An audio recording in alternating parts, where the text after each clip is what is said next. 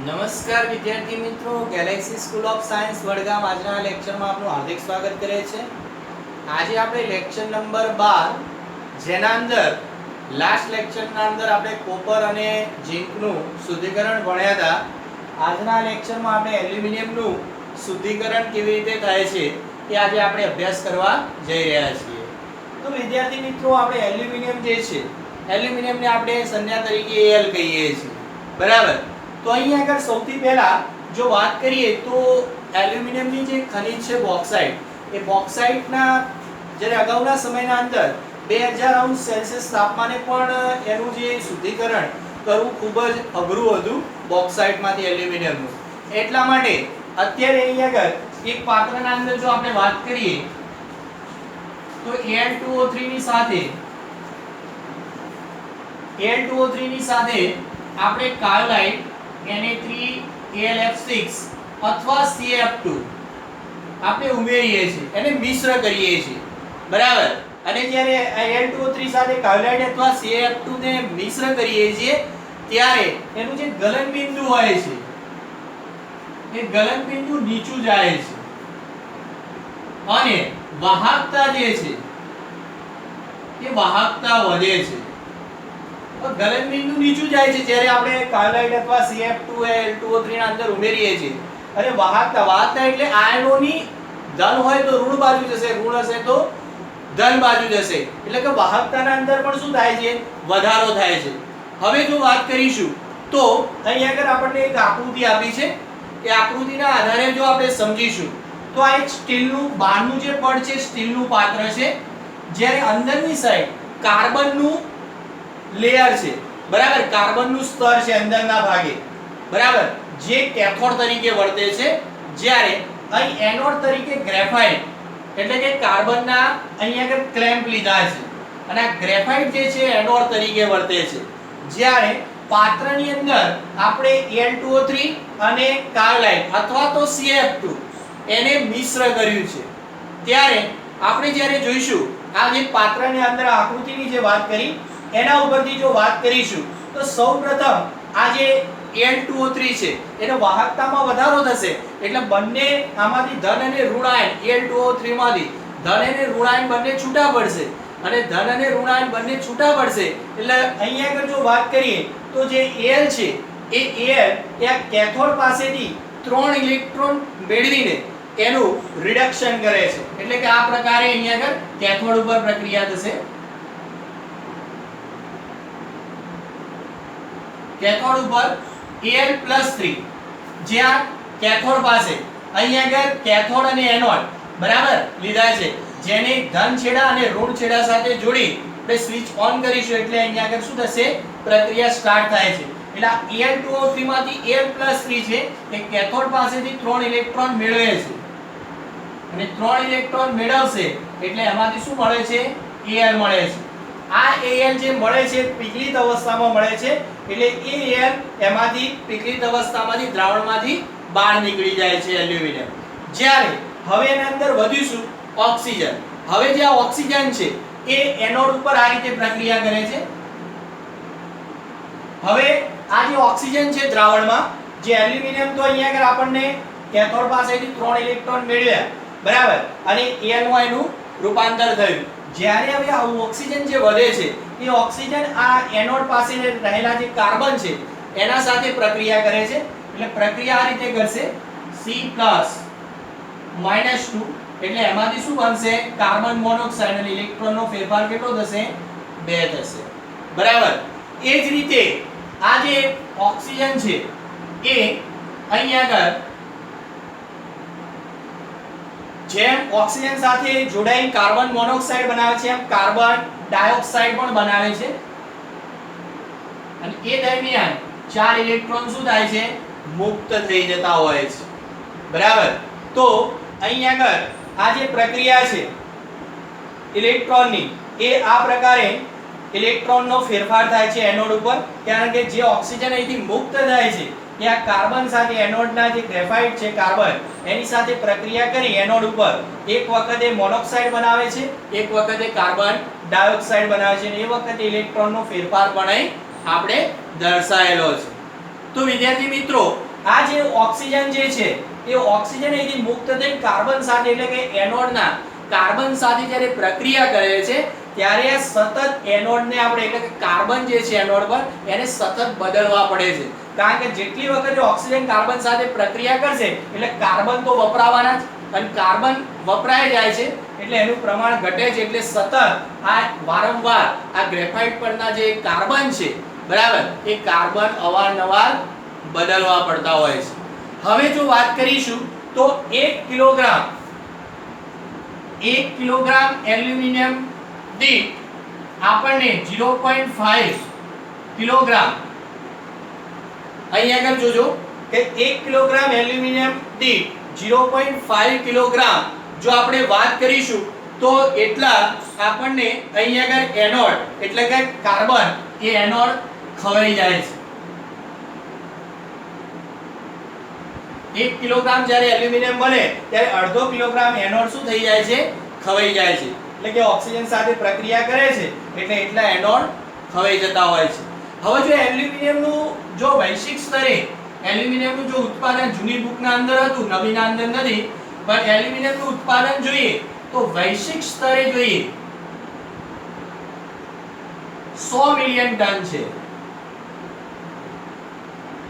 જ્યારે ભારતની અંદર જોઈએ તો 1 મિલિયન ટન છે.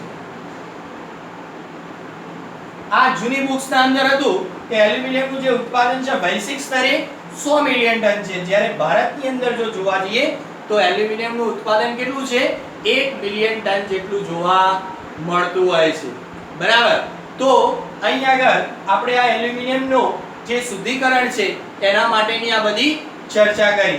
હવે પછી એક વાત કરીએ નાનકડી કે નિમ્ન કક્ષાની જે છે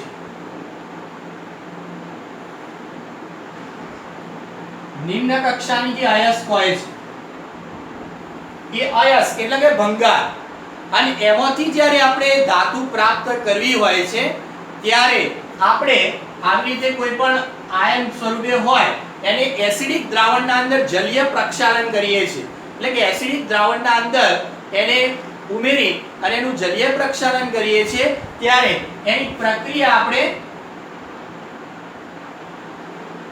હાઇડ્રોજન વાયુ પસાર કરીએ છીએ, અને હાઇડ્રોજન વાયુ જ્યારે પસાર કરીએ છીએ ત્યારે આ Cu+ માંથી Cu પ્રાપ્ત થાય છે, અને આ હાઇડ્રોજન વાયુ પસાર કરતા એમાંથી આપણને આયન પ્રાપ્ત થાય છે 2H+.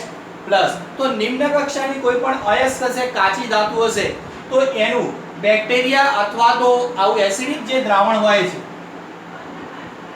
છે એસિડિક દ્રાવણ અથવા બેક્ટેરિયા વાળા દ્રાવણના અંદર જ્યારે ડબોળી જલીય પ્રક્ષાલન કરીએ છીએ ત્યારે એમાંથી હાઇડ્રોજન વાયુ જ્યારે પસાર કરીએ છીએ ત્યારે આયનમાંથી ધાતુ પ્રાપ્ત થઈ જાય છે, અને હાઇડ્રોજન વાયુ પસાર કરતા એમાંથી પણ આપણને આયન પ્રાપ્ત થઈ જતો હોય છે. તો આ વિદ્યાર્થી મિત્રો આપણે એલ્યુમિનિયમના શુદ્ધિકરણની વાત કરી. એના પછી એક નાનો એક પ્રશ્ન છે એ આપણે સમજી લઈએ.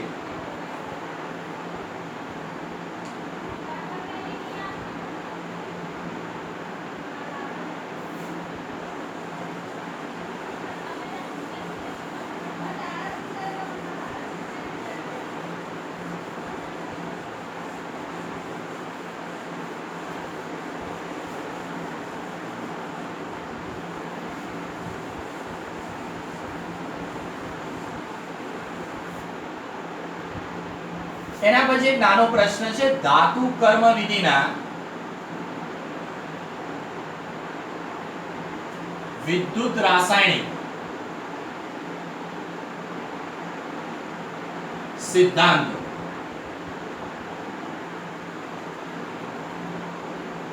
વિદ્યાર્થી મિત્રો આપણે આગળ પાયરોમેટાલોજી એટલે તાપ ધાતુ કર્મ વિધિ વિશે ભણ્યા હતા કે જ્યારે એનિગ્રામ આકૃતિમાં પણ જોયું હતું કે કોઈ પણ જે કાચી ધાતુમાંથી આપણે ધાતુ પ્રાપ્ત કરતા હતા તો તાપમાનના સાથે એની પ્રક્રિયા કરતા હતા.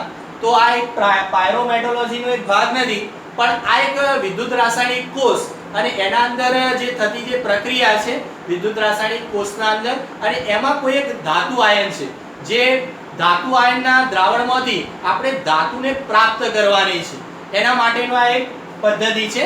જેના અંદર જો વાત કરીશું તો આ પીગળી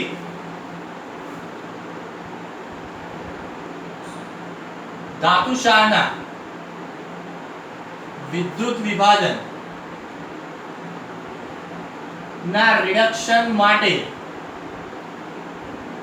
આપણે વાત કરવાની છે. અહીં એક ગિબ્સની મુક્ત ઊર્જાનું એક સમીકરણ છે ડેલ્ટા G0 બરાબર માઈનસ NFE0 સેલ. બરાબર. જો આના દરેકના આપણા મૂલ્યો આપણે મેળવી દઈશું. આ n છે એ ઇલેક્ટ્રોનની સંખ્યા છે. એટલે કે વિદ્યુત રાસાયણિક કોષમાં જ્યારે ઇલેક્ટ્રોન જ્યારે પરિપથમાં વહેતા હશે એ દરમિયાન એની n એટલે કે ઇલેક્ટ્રોનની સંખ્યા છે. આ f છે ફેરાડેનું મૂલ્ય છે જે 96500 આપણે લઈએ છીએ. બરાબર. આ E0 સેલ છે એક કોષનો પ્રમાણિત રિડક્શન કોષનો પ્રમાણિત રિડક્શન છે. એટલે કે કોષનો જે પ્રમાણિત અથવા પ્રમાણિત કોષ પોટેન્શિયલ પણ આપણે કહીએ છીએ. પ્રમાણિત કોષ પોટેન્શિયલ. બરાબર. તો હવે જો આના અંદર જો વાત કરીશું તો એક વિદ્યુત રાસાયણિક કોષના અંદર બે પ્રકારના ધ્રુવો છે. એ ધ્રુવોને જોડે છે એટલે E0 સેલ જે છે બરાબર એ E0 સેલનું જે મૂલ્ય છે આપણને ધન પ્રાપ્ત થાય અને એ જો આ E0 સેલનું મૂલ્ય જ્યારે ધન પ્રાપ્ત થશે ત્યારે જ આપણને આ મૂલ્ય કેવું પ્રાપ્ત થશે ઋણ. અને ડેલ્ટા G0 નું મૂલ્ય ઋણ પ્રાપ્ત થાય ત્યારે જ પ્રક્રિયા આપમેળે એટલે કે સ્વયંસ્ફુરિત થતી હોય. થર્મોડાયનેમિક્સના બીજા નિયમો આપણે ભણ્યા છીએ પ્રણાલીના અંદર કે પ્રક્રિયા આપમેળે ત્યારે જ થાય કે જ્યારે ડેલ્ટા G0 નું મૂલ્ય કેવું હોય ઋણ હોય. અને એ ઋણ ક્યારે હોય જ્યારે E0 સેલ આપણને ધન પ્રાપ્ત થાય ત્યારે જ આનું મૂલ્ય ઋણ હશે અને ઋણ હશે ત્યારે જ પ્રક્રિયા કેવી થશે આપમેળે એટલે કે સ્વયંસ્ફુરિત થતી હોય છે. હવે જો વાત કરીશું તો વધુ સક્રિય જે ધાતુ છે એનું E0 રિડક્શન પોટેન્શિયલ નું મૂલ્ય વધુ ઋણ હોય છે અને વધુ ઋણ હોય છે ત્યારે એનું રિડક્શન કેવું હોય છે મુશ્કેલ હોય છે. બરાબર. જો વધુ સક્રિય ધાતુ આપણે Fe અને Cu લીધી છે. Fe અને Cu જો EMF શ્રેણી ઇલેક્ટ્રોમોટિવ ફોર્સ EMF શ્રેણીમાં જ્યારે રિડક્શન પોટેન્શિયલ નું જ્યારે મૂલ્ય જોઈએ છે ત્યારે Cu કરતા Fe નું મૂલ્ય કેવું છે વધારે છે. એટલે Fe નું જે મૂલ્ય છે એ -0.44 છે જ્યારે આનું મૂલ્ય +0.34 છે. બરાબર. એટલે Fe જે છે વધુ સક્રિય ધાતુ છે અને વધુ સક્રિય ધાતુ છે એટલે એનું E0 રિડક્શન નું મૂલ્ય વધુ ઋણ છે અને વધુ ઋણ છે એટલે એનું રિડક્શન Fe નું કેવું છે મુશ્કેલ છે. હવે કોઈ પણ જે ધાતુ હોય છે બરાબર એનું ઓક્સિડેશન પણ થતું હોય અને રિડક્શન પોટેન્શિયલ ના મૂલ્ય પણ મળતા હોય પણ બંનેના જે ચિહ્નો ક્યાં હોય છે વિરુદ્ધ. તો આનું રિડક્શન નહીં થાય વધુ સક્રિય ધાતુ પણ એનું ઓક્સિડેશન થઈ શકે છે. બરાબર. તો આનું ઓક્સિડેશન થઈ શકે છે તો આપણે અહીંયા આગળ જો વાત કરીશું કે જો બે ધાતુ જે વાત કરીએ કે જો બે ધાતુથી રચાતા કોષનો પોટેન્શિયલ ધન હોય એટલે કે E0 સેલ કેવો હોય ધન હોય અને ડેલ્ટા G0 ઋણ હોય. જો બે ધાતુથી રચાતા કોષનો પોટેન્શિયલ એટલે E0 કેવો છે E0 સેલ ધન હોય અને ડેલ્ટા G0 કેવું હોય ઋણ હોય તો આપણે કહી શકીએ તો ઓછી સક્રિય જે ધાતુ છે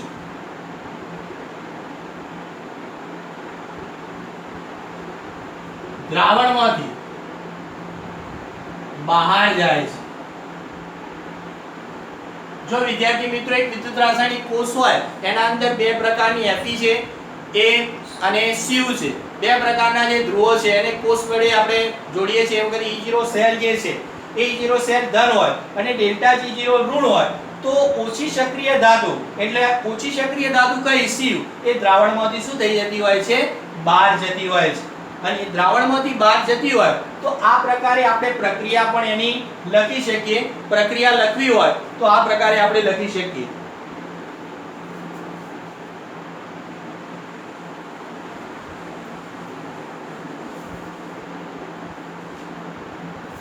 Cu+2 પ્લસ Fe, એમાંથી Cu બનશે, આમાંથી Fe+2 બનશે. એટલે જો આની ઓક્સિડેશન પ્રક્રિયા થઈ, Fe માંથી Fe+2 બન્યું, આની રિડક્શન પ્રક્રિયા થઈ, અને આ જે ધાતુ જ્યાં ઓક્સિડેશન પ્રક્રિયા Fe કરશે એટલે બે ઇલેક્ટ્રોન એના મુક્ત થશે, એ દ્રાવણમાં રહેલા ધાતુ આયન Cu+2 બે ઇલેક્ટ્રોન મેળવી અને રિડક્શન પ્રક્રિયા કરી એ ધાતુ આયનમાંથી ધાતુ એ દ્રાવણમાં જશે અને એમાંથી એને દૂર કરી શકાય છે. બરાબર. તો અહીં આગળ આ બંનેના જે મૂલ્યો છે E0 Fe+2 માંથી Fe એ દરમિયાન એનું મૂલ્ય કેટલું મળ્યું? 0.44. જ્યારે E0 Cu+2 માંથી Cu એનું મૂલ્ય કેટલું મળતું હતું? +0.34. તો આ પ્રકારે એના અંદર જે સિદ્ધાંત જે છે એના અંદર આ પ્રકારે આપણે ઓછી સક્રિય ધાતુ જે Cu છે એ દ્રાવણમાંથી બહાર નીકળી જાય છે, વધુ સક્રિય ધાતુની ઓક્સિડેશન પ્રક્રિયા થાય અને ઓછી સક્રિય ધાતુની રિડક્શન પ્રક્રિયા થઈ, એમાંથી Cu બને છે અને Cu દ્રાવણમાં જાય છે, દ્રાવણમાંથી આપણે બહાર નીકળી જાય છે. તો વિદ્યાર્થી મિત્રો, આ લેક્ચરના અંદર આપણે બે પ્રશ્નો ભણ્યા, એક એલ્યુમિનિયમ અને બીજો ધાતુ કર્મવિધિના વિદ્યુત રાસાયણિક સિદ્ધાંતો. ઓકે, નમસ્તે.